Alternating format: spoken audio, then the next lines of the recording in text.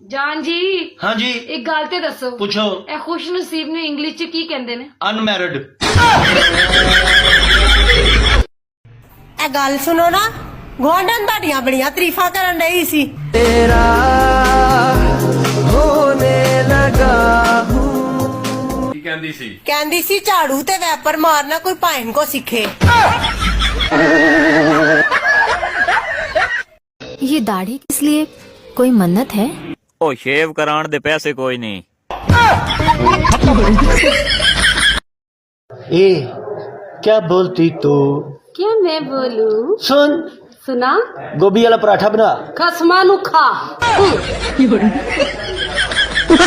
ਬੇਗਮ ਜੋ ਤੂੰ ਆਪਣੇ ਪੇਕਿਆਂ ਦੇ ਜਾਨੀ ਹੈ ਨਾ, ਮੈਨੂੰ ਡਰ ਲੱਗਾ ਰਹਿੰਦਾ ਵਾ। ਉਹ ਮੀਆਂ ਜੀ ਟੈਨਸ਼ਨ ਨਾ ਲਓ, ਮੈਂ ਛੇਤੀ ਆ ਜਾਾਂਗੀ। ਇਸੇ ਗੱਲ ਦਾ ਤੇ ਲੱਗਾ ਰਹਿੰਦਾ ਵਾ।